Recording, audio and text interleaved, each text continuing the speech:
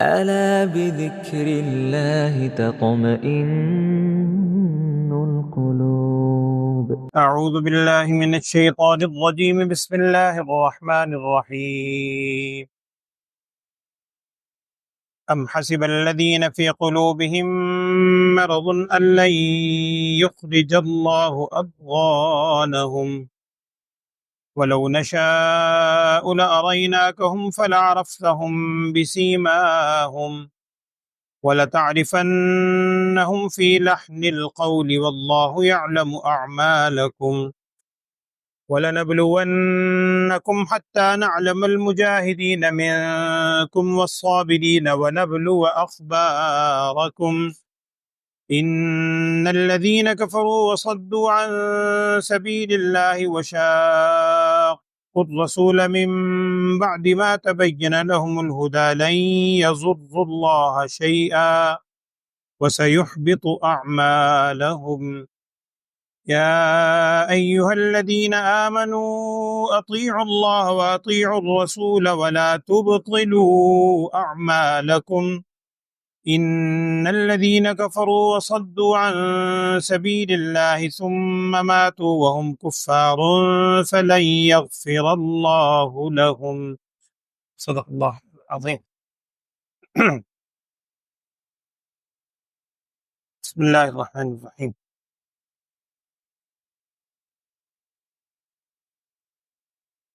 سورہ محمد کی آخری آیات. گزشتہ آیات میں یہ چیز بیان ہوئی تھی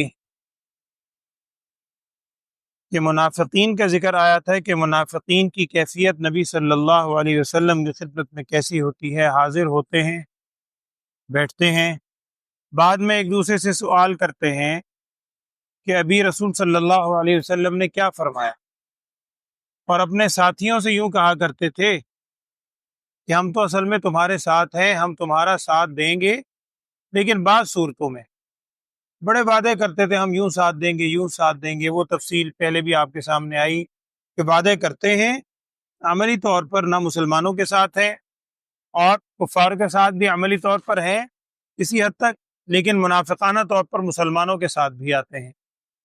وہ جو منافقین تھے ان کے دلوں میں ایک کینہ، بغض اور حسد بھرا ہوا تھا مسلمانوں کے خلاف، اور وہ یہ گمان کرتے تھے کہ ہم یہ دھوکہ دہی اسی طرح ہماری چلتی رہے گی، ہمارا یہ دھوکہ دینا کبھی ظاہر اشکارا نہیں ہوگا، ہمارے ذہنوں میں جو کینہ اور بغض ہے مسلمانوں کے خلاف یہ کبھی ظاہر نہیں ہوگا. آج کی آیات میں ابتدا میں اسی کا ذکر ہے کہ ام حسب الذین فی قلوبہم مرض، کیا گمان کرتے ہیں وہ لوگ جن کے دلوں میں مرض ہے. قرآن نے اس نفاق کو مرض سے تعبیر کیا ہے. بالکل شروع میں سورہ بقرہ کے آغاز میں بھی آپ نے یہ پڑھا تھا، فی قلوبہم مرض فزادہم اللہ مرضا. ان کے دلوں میں ایک مرض ہے نفاق کا، اللہ تعالیٰ بھی اس مرض بیماری میں اضافہ کرتا جا رہا، یعنی جب وہ اس سے باز نہیں آتے تو اس مرض میں اضافہ ہو رہا ہے. تو یہاں وہ ذکر ہے کیا گمان کرتے ہیں وہ لوگ جن کے دلوں میں مرض ہے، کیا وہ گمان کرتے ہیں کہ لن یخرج اللہ اضغانہم، اللہ تعالیٰ ان کے کینے کو ظاہر نہیں کرے گا؟ کیا وہ سمجھتے ہیں کہ یہ کینہ اور حسد کبھی ظاہر نہیں ہوگا؟ یقیناً اللہ تعالیٰ اس کو ظاہر فرمائے گا. اگلی آیت میں جو پہلا لفظ ہے وَلَوْ نَشَاءُ لَأَرَيْنَاكَهُمْ فَلَعَرَفْتَهُمْ بِسِيمَاهُمْ، بعض مفسرین نے ایک سوال کے طور پر نقل کیا ہے کہ ذہن میں اگر بعض لوگوں کے آتا بھی تھا سوال کہ اللہ جل شانہ ان کو آخر ظاہر کیوں نہیں فرما رہا. اور یاد رکھیے منافقین کے بارے میں بعد میں اظہار ہوا، نبی صلی اللہ علیہ وسلم کو ان کے بارے میں بتلا دیا گیا، اور آپ صلی اللہ علیہ وسلم نے بعض صحابہ کو، جیسے حضرت حذیفہ بن یمان کے بارے میں آتا ہے، وہ نبی صلی اللہ علیہ وسلم کے رازدان تھے، ان کو صاحب السر کہا گیا ہے، آپ صلی اللہ علیہ وسلم کے رازدان. اس رازدانی میں سے ایک چیز یہی تھی کہ ان کو نبی صلی اللہ علیہ وسلم نے منافقین کے نام بتلا دیے. تو ابتدا میں نبی صلی اللہ علیہ وسلم کو اس کا علم نہیں تھا جس کا یہاں ذکر ہے. تو اگر ان کے ذہنوں میں خیال آئے کہ جی آپ صلی اللہ علیہ وسلم کو اس چیز کا اظہار کیوں نہیں کر دیا جاتا، وضاحت سے منافقین کے بارے میں بتلا کیوں نہیں دیا جاتا، اس کا ذکر ہے وَلَوْ نَشَاءُ اگر ہم چاہیں، اللہ تعالیٰ فرما رہے ہیں اگر ہم چاہیں لَأَرَيْنَاكَهُمْ تو ہم آپ کو انہیں دکھلا سکتے ہیں، ہم آپ کو دکھا سکتے ہیں کہ یہ منافق ہے، اور پھر کیا ہوگا؟ فَلَعَرَفْتَهُمْ بِسِيمَاهُمْ آپ انہیں پہچان لیں گے ان کی نشانیوں سے، ان کے چہرے میں ایسی علامات ہم ظاہر کر دیں گے جس سے آپ فوری طور پر پہچان لیں گے کہ یہ منافق ہے۔ لیکن اس میں حکمت ہے اللہ تعالیٰ، وہ حکمت قرآن میں دوسری جگہ بیان ہوئی ہے، لِيَجْزِيَ اللَّهُ الصَّادِقِينَ بِصِدْقِهِمْ وَيُعَذِّبَ الْمُنَافِقِينَ إِنْ شَاءَ أَوْ يَتُوبَ عَلَيْهِمْ۔ اللہ تعالیٰ کی حکمت تھی کہ اللہ تعالیٰ منافقین کو عذاب دے اگر چاہے، یا ان کے لیے توبہ کا دروازہ کھلا ہے، اگر وہ توبہ کرے تو توبہ قبولی کر لے۔ تو یہ تو ان کے لیے اظہار نہ ہونا، ان کے ناموں کا ظاہر نہ ہونا، یہ ان کے لیے رحمت اور ایک طرح سے مہلت تھی کہ شاید توبہ کر لیں، شاید توبہ کر لیں، اللہ ان کی توبہ قبول کر لے۔ تو اگر اللہ تعالیٰ فرما رہے ہیں ہم چاہتے تو ان کو آپ کو دکھا دیتے، آپ ان کے چہروں سے انہیں پہچان دیتے۔ لیکن اس کا مطلب یہ بھی نہیں ہے کہ آپ بالکل پہچان ہی نہیں سکتے انہیں۔ آگے الفاظ کیا ہیں؟ وَلَتَعْرِفَنَّهُمْ فِي لَحْنِ الْقَوْلِ، اور لام تاکید ہے، ضرور بھی ضرور آپ انہیں پہچان لیں گے ان کے گفتگو کے انداز سے، ان کا لحن القول جو بولنے کا انداز ہے نا، اسی سے آپ کو پتہ چل جائے گا کہ یہ منافقانہ طور پر کر رہا ہے۔ اور چنانچہ ہوا، پیچھے سورہ توبہ میں بڑی تفصیل ہے، غزوہ تبوک کے موقع پر سارے ظاہر ہو گئے، الٹے سیدھے بہانے، جھوٹے سچے، ہر موقع کے اوپر۔ جیسے کل بھی میں نے عرض کیا تھا، وہ عبداللہ بن ابی 300 ساتھیوں کو لے کر پیچھے ہٹ گیا، نفاق کھل کر سامنے آ گیا۔ تو آپ ضرور انہیں پہچان لیں گے ان کے بولنے کے انداز سے۔ اور واللہ یعلم اعمالکم، اور اگر چلو بالفرض والمحال تم یہ سمجھتے ہو کہ ان میں سے کوئی پھر بھی چھپ جائے گا، تو اللہ سے کہاں چھپے گا؟ واللہ یعلم اعمالکم، اللہ تعالیٰ تو تمہارے اعمال کو جانتا ہے، اللہ سے چھپ کے کہاں جاؤ گے؟ اللہ تعالیٰ تمہیں اس حوالے سے خوب اس بات کی سزا دے گا۔ وَلَنَبْلُوَنَّكُمْ، اگلی آیت میں بعض مفسرین لکھتے ہیں کہ ایمان والوں کو خطاب ہے، کہ یعنی منافقین کے بارے میں تو یہ کہا جا رہا ہے کہ ہم منافقین کو جان لیں گے اور آپ بھی عنقریب ان کو پہچان لیں گے، اور ان کے ساتھ یہ کیفیت ہوگی۔ آگے ایمان والوں کو کہا گیا وَلَنَبْلُوَنَّكُمْ، تمہاری بھی آزمائش ہوگی، تمہاری بھی ضرور بے ضرور ہم آزمائش کریں گے۔ اس آزمائش کی وجہ کیا ہوگی؟ وہی تاکہ کھرا اور کھوٹے کا علم ہو جائے، حتیٰ نعلم المجاہدین منکم والصابرین، یہاں تک کہ ہم جان لیں جہاد کرنے والوں کو تم میں سے اور صبر کرنے والوں کو، کہ کون واقعتاً مجبوری کی وجہ سے صبر کرنے والا ہے، معذوری کی وجہ سے، اور کون اللہ کے راستے میں جہاد کرنے والا ہے۔ تمہاری ایمان والوں کو کہا گیا کہ تمہاری بھی ضرور آزمائش ہوگی، ہم جان لیں گے کہ مجاہد کون ہے اور صبر کرنے والا کون ہے۔ یہاں وہ ایک سطحی سا سوال آتا ہے ذہنوں میں، اللہ تعالیٰ فرما رہے ہیں ہم جان لیں، اللہ تعالیٰ تو پہلے سے جانتا ہے، اللہ تعالیٰ کو تو معلوم ہے ہی۔ اس کا ایک جواب اور بھی کئی جگہ میں نے آپ سے عرض کیا تھا، ایک جواب تو یہی دیا جاتا ہے جو عام فہم جواب ہے، اللہ تعالیٰ تو جانتا ہے تاکہ اللہ تعالیٰ کے جو علم میں ہے وہ لوگوں کے سامنے بھی آ جائے۔ اللہ تعالیٰ کے علم میں جو چیز ہے پردہ غیب میں، وہ پریکٹیکلی عملاً لوگوں کے سامنے آ جائے۔ اسی لیے بعض جگہ اس کا معنی لکھا ہے، نعلم کا معنی لکھا ہے حتیٰ نرا، یہاں تک کہ ہم دیکھ لیں، لوگ بھی سب دیکھ لیں کہ جی یہ منافق ہیں اور یہ واقعی جہاد کرنے والے ہیں، یہ صبر کرنے والے ہیں، تو تاکہ وہ اللہ کے علم میں جو چیز ہے وہ لوگوں کے سامنے ظاہر ہوتا ہے۔ وَنَبْلُوَ أَخْبَارَكُمْ، اور ہم تمہیں آزمائیں گے تمہارے حالات میں، تمہارے حالات ایسے پیش ہوں گے۔ اور حدیث کا مفہوم ہے، نبی صلی اللہ علیہ وسلم نے فرمایا تھا بندہ مومن کی ہر حالت میں خیر ہی خیر، بندہ مومن کے لیے ہر حالت میں خیر ہی خیر ہے، چونکہ عام طور پر انسان پر دو حالتیں آتی ہیں، بڑی اچھی حالت ہے، نعمتوں والی حالت ہے، بڑے آرام والی حالت ہے، تو بندہ مومن اس میں شکر ادا کرتا ہے، تکبر نہیں کرتا، اطراحٹ نہیں کرتا، اپنے عمل پہ غرور نہیں کرتا، دوسروں کو حقیر نہیں سمجھتا، ڈرتا رہتا ہے، اللہ کا شکر ادا کرتا ہے، اللہ کا شکر ہے اس نے مجھے نعمت دی۔ اور دوسری حالت انسان کی زندگی میں تکلیف والی ہوتی ہے، اللہ نہ کسی پر لائے، محفوظ رکھے، تکلیف والی ہے، آزمائش والی ہے، پریشانی والی ہے، تو بندہ مومن اس حالت میں صبر کرتا ہے، تو صبر کرتا ہے یا شکر کرتا ہے، دونوں حالتوں میں اللہ تعالیٰ کی طرف سے بندے مومن کے لیے خیر ہی خیر ہے۔ تو ہم آزمائیں گے تمہارے معاملات میں بھی۔ ان الذين كفروا وصدوا عن سبيل الله وشاقوا الرسول من بعد ما تبين لهم الهدى لن يضروا الله شيئا وسيحبط اعمالهم، یہ انہی کو مخاطب کر کے کہا جا رہا ہے، کفار کو، منافقین کو، کہ جو لوگ، الفاظ بھی یہی ہیں کہ بے شک وہ لوگ جنہوں نے کفر کیا اور اللہ کے راستے سے وہ لوگوں کو روکتے ہیں، وشاقوا الرسول، اور رسول صلی اللہ علیہ وسلم سے جھگڑا کرتے ہیں، اور ویسے ہی نہیں کہ لا علمی کی وجہ سے انہیں علم نہیں ہے، پہچان نہیں سکے، کیا الفاظ ہے، من بعد ما تبین لہم الہدی، اس کے بعد کہ ہدایت ان کے لیے ظاہر ہو چکی، ہدایت ظاہر ہونے کے بعد جو یوں کرتے ہیں تو کیا ہوگا، لن یضر اللہ شیئا، وہ اللہ تعالیٰ کو ہرگز ضرر نہیں پہنچا سکتے۔ جو سمجھتے ہیں کہ آپ صلی اللہ علیہ وسلم کی مخالفت کر کے اور اللہ کے راستے سے روک کے چاہے اللہ تعالیٰ کو کوئی نقصان پہنچائیں گے، نعوذ باللہ، اللہ تعالیٰ کو ہرگز کوئی ضرر نہیں پہنچا سکتے، ہاں اپنا خسارہ کر رہے ہیں، وہ کیا، وَسَيُحْبِطُ أَعْمَالَهُمْ، اور ان قریب ان کے اعمال بالکل ختم کر دیے جائیں گے، اکارت کر دیے جائیں گے، ضائع کر دیے جائیں گے، اپنے اعمال ضائع کر رہے ہیں۔ یا ایھا الذین آمنوا اطیعوا اللہ واطیعوا الرسول ولا تبطلوا اعمالکم، اب آگے ایمان والوں کو خطاب کر کے کہا جا رہا ہے کہ دیکھو اے ایمان والو، تین چیزوں کا حکم ہے، اللہ تعالیٰ کی اطاعت کرو اور رسول صلی اللہ علیہ وسلم کی اطاعت کرو۔ یہ قرآن میں کئی جگہ اس نوعیت کی آیات ہیں، اور ایک مقام پہ تو بالکل واضح ہے کہ من یطع الرسول فقد اطاع اللہ، جس نے رسول صلی اللہ علیہ وسلم کی اطاعت کی اس نے در حقیقت اللہ کی اطاعت کی۔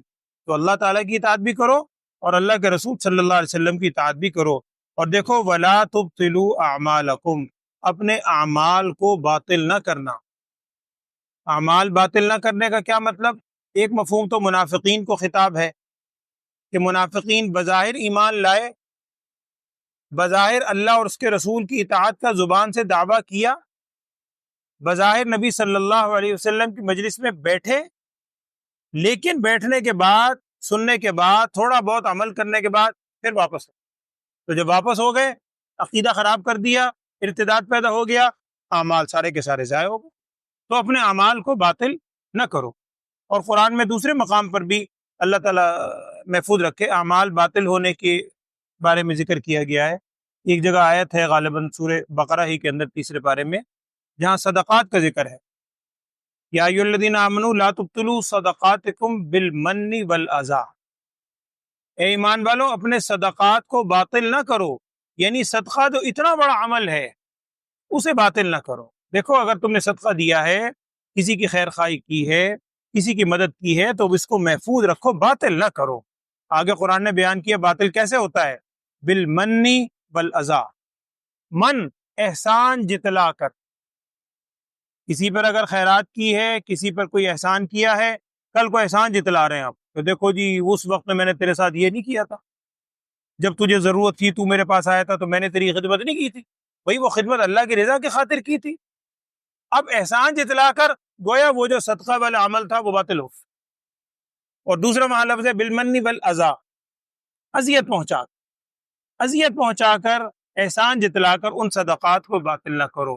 تو کوئی بھی ایسا عمل، سب سے بڑا عمل تو یہی ہے، اللہ تعالیٰ معاف فرمائے، کہ اگر بندہ ایمان کو چھوڑ دے، نفاق کی طرف چل پڑے تو اعمال ضائع، اور کچھ اعمال یعنی مختصر اعمال کی وجہ سے بھی انسان کے عمل ضائع ہو جاتے ہیں۔ تو ایمان والو، اللہ اور اس کے رسول صلی اللہ علیہ وسلم کی اطاعت کرو اور اپنے اعمال کو باطل نہ کرو۔ آخری آیت آج آپ نے سنی، ان الذین کفروا وصدوا عن سبیل اللہ، بے شک وہ لوگ جنہوں نے کفر کیا اور اللہ کے راستے سے روکا، ثم ماتوا وہم کفار، پھر وہ مر گئے اس حال میں کہ وہ کافر تھے۔ ایک تو یہ ہے کہ گناہ کیے، خدا نخواستہ کفر کے اندر بھی مبتلا ہوئے، لیکن اس کے بعد اللہ کی توفیق سے توبہ کر لی۔ توبہ کرنے سے، کل پرسوں بھی آپ نے وہ حدیث سنی تھی، نبی سے ارشاد فرمایا تھا، وہ جو صحابی آئے تھے انہوں نے ہاتھ پیچھے کر لیا تھا، کہ میں اس وقت بیعت کروں گا جب آپ اس بات کا وعدہ کریں کہ اللہ تعالیٰ میرے گناہوں کو معاف فرمائے. حضرت عمرو بن العاص، تو نبی صلی اللہ علیہ وسلم نے ارشاد فرمایا تھا کہ کیا تم جانتے نہیں ہو کہ اسلام پچھلی ساری چیزوں کو ختم کر دیتا؟ تو ایمان لانے سے ساری پچھلی چیزیں ختم ہو جاتی ہیں. تو اگر تو ایمان لے آئے، دوبارہ تجدید کر لی، پھر تو صحیح ہے.